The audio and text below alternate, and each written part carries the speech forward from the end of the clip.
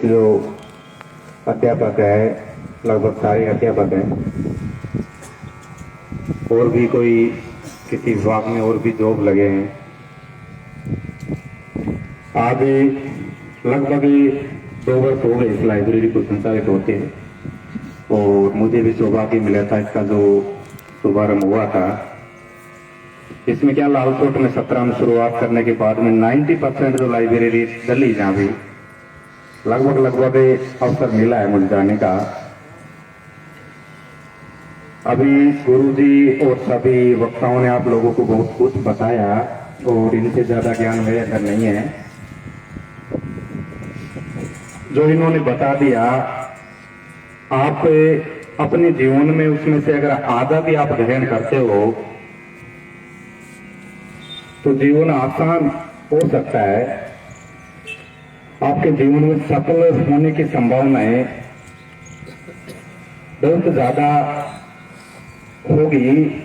Sir ने बताया था, मैं सुन रहा था कि बच्चा माँ की बात नहीं मानता, पिता की बात नहीं मानता,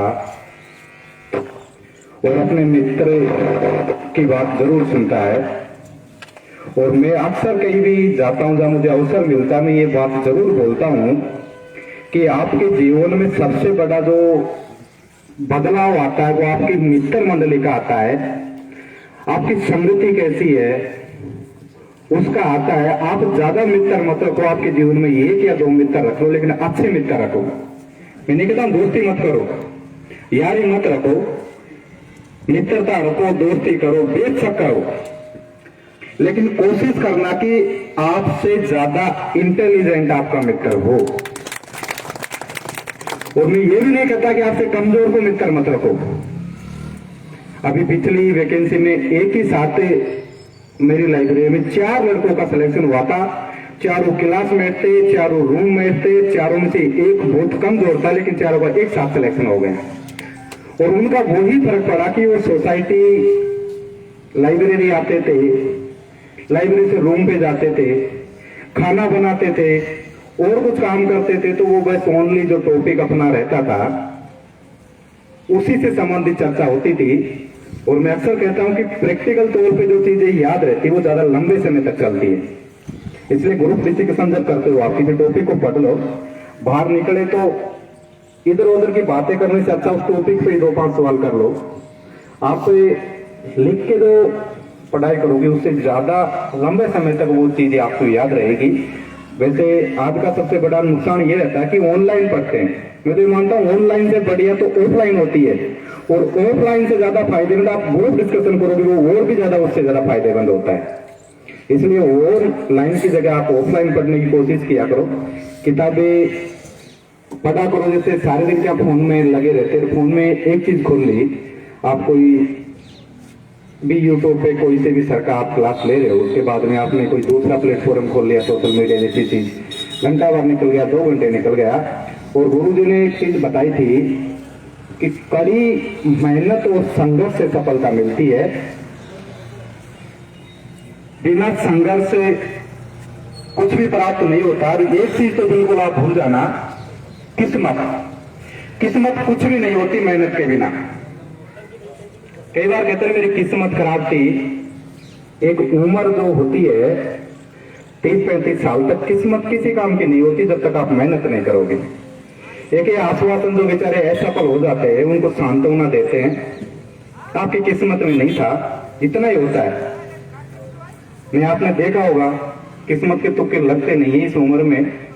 वैसे जो असफल हो गए बेचारे, उनको आश्वासन मिल जाता कि आपकी किस्मत में नहीं था, नहीं लिखा था, उनका आश्वासन होता है। इसके अलावा कुछ नहीं होता। जब तक आप मेहनत नहीं करोगे आपको सफलता नहीं मिलेगी। अगर आपको कोई कहता है कि जब किस्मत लिखा है, भगवान ने लिख दिया, ये होगा, ये फिक्स है, ये निश्चित है, कुछ भी नहीं है ऐसा।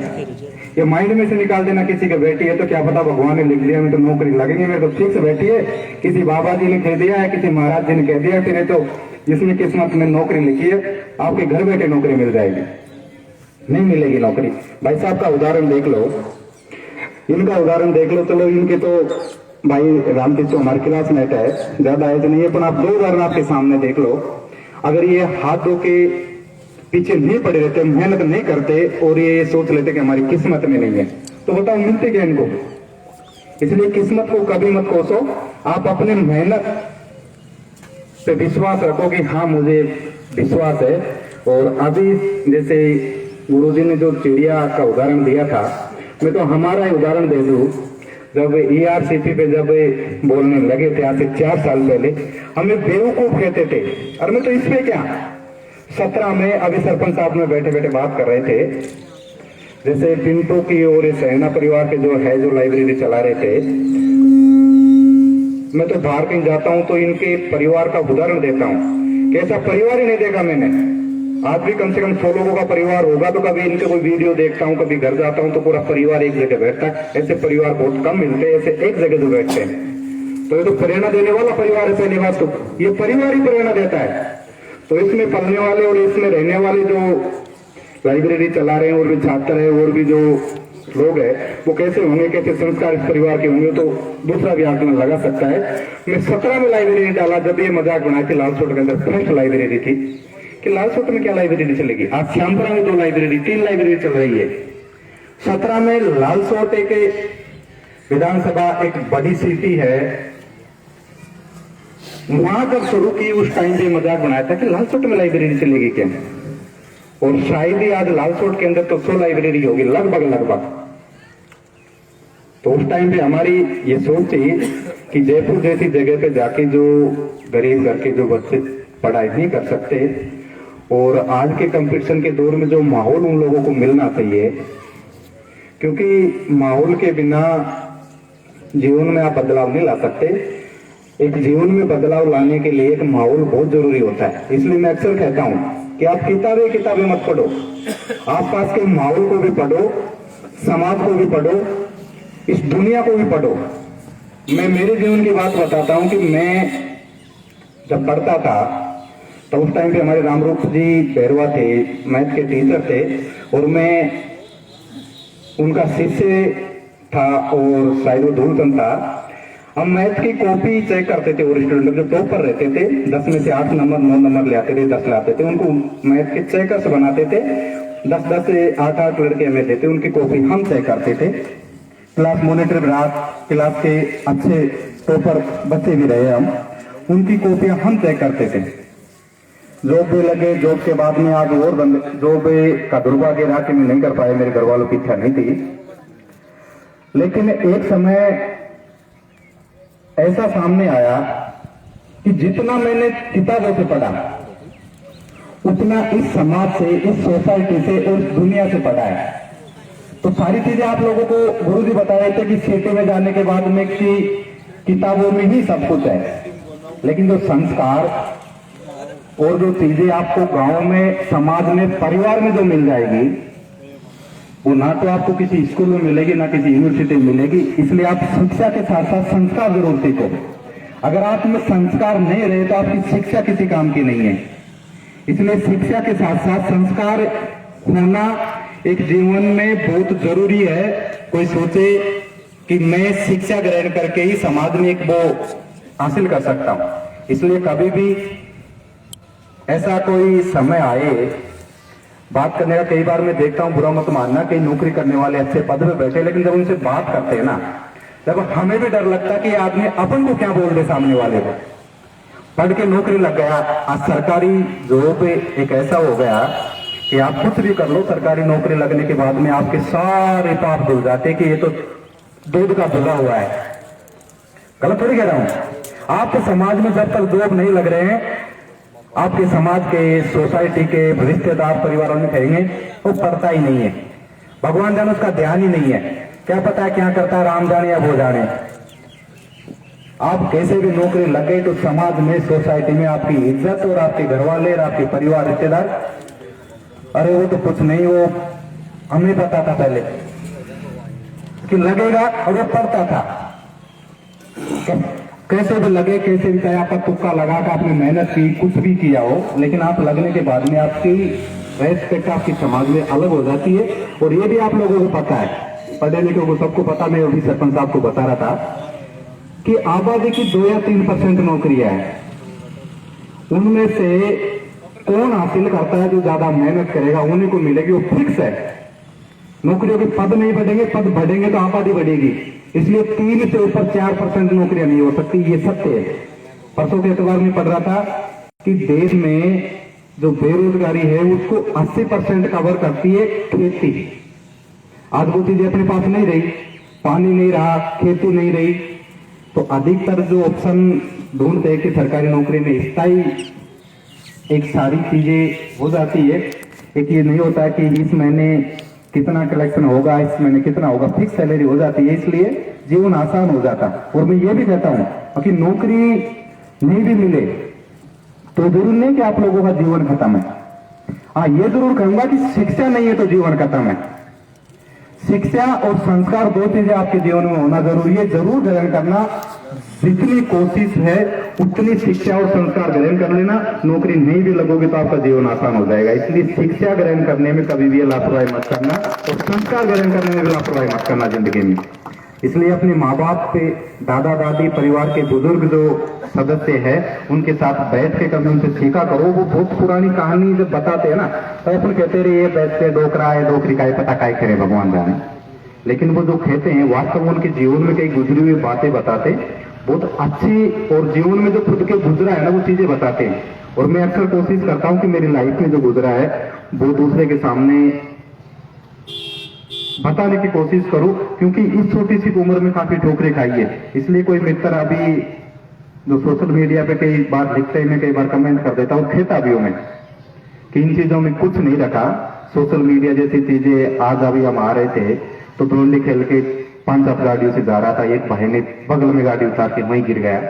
ऐसी हरकतें और ऐसे नादानियां ना करें जिससे आपके साथ तो कुछ होगा, जो हो जाएगा आप तो आपके जीवन से चल जाओगे, लेकिन घर वालों पे क्या गुजरेगी, उन पे क्या बीतेगी, उस चीज का एक बार आकलन लगाया करो।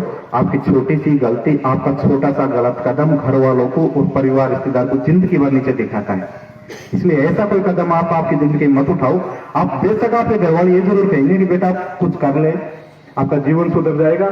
आप घर वालों के लिए नहीं करोगे कुछ नहीं, आपका जीवन सुधरेगा, घर वालों का नहीं सुधरेगा। आपके लिए कुछ कर सकते हो तो कर लो, लेकिन आप कुछ अच्छा भी नहीं कर सकते तो ऐसा गलत भी मत करो जो जिंदगी पर वो ये कहे कि हमारी औलाद रहने के अच्छा है तो मर जाता तो ठीक है। कई बार कहते कई घर वाले, कई की औलाद ऐसी हो जाती है जो घर वाले लास्ट में कहते कि यार रहने से अच्छा मर जाता तो ठीक है, आज हमें दिन देखने को नहीं मिलता।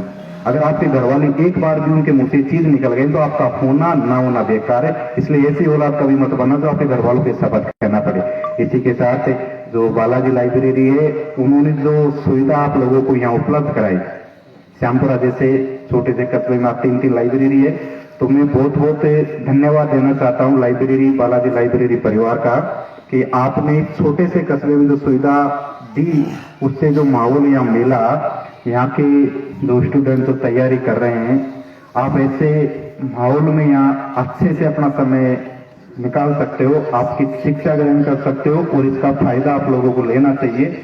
क्योंकि घर बैठ के आप 2 घंटे पढ़ के भी आप ये सोचोगे कि हमने बहुत पढ़ाई कर ली। इस लाइब्रेरी में आके 8 घंटे आप पढ़ोगे, जिसके बाद में भी बगल वाले से आप कंपटीशन करोगे कि हम कहाँ हैं और दुनिया कहाँ है। जब एक लाइब्रेरी में 50 स्टूडेंट में कंपटीशन नहीं कर सकते तो आप 15 लाख में कंपटीशन नहीं कर सकते। इसलिए आप लोगों का लेवल यहाँ से आप स्टैंड जिसे कहते हैं, सादा भाषाओं से औकात कहते हैं, अपन औकात पता लग जाता है। उसी के हिसाब से आप चलते हो, जब आप लोगों के सफल होने के चांसेस ज्यादा रहते हैं। इसलिए ऐसे माहौल में आना चाहिए, पढ़ाई करनी चाहिए, उससे आपके सफल होने के अधिक चांस होते हैं। इसी के कहते हैं जय हिंद।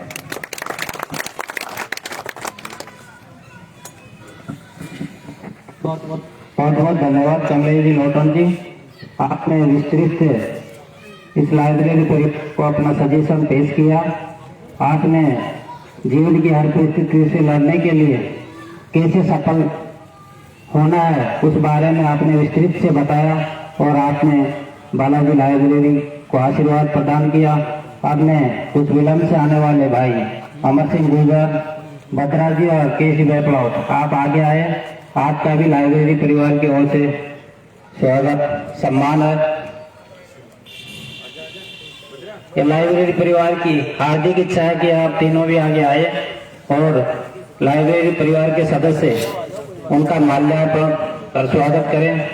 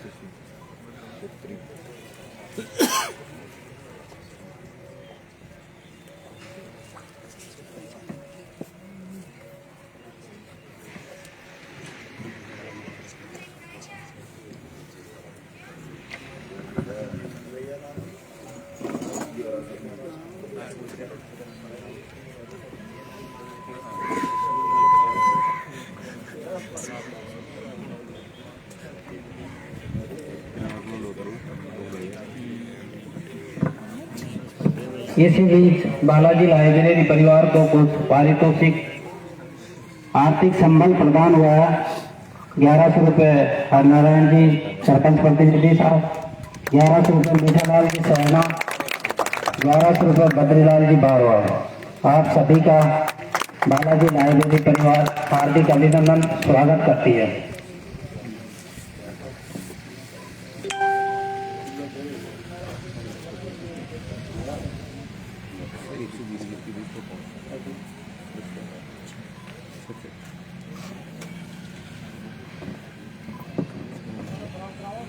अब मैं लास्ट में वक्ता हमारे नवल जी निमावता, उससे पूर्व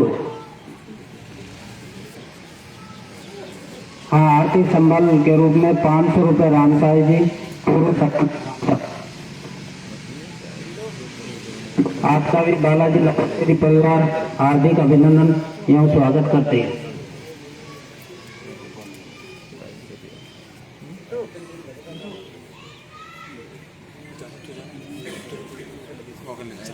मीठालाल जी गुरु जी बारमल का बात 1000 रुपये आपकी तरफ से भी बालाजी लाइब्रेरी परिवार को धन्यवाद प्राप्त हुआ है।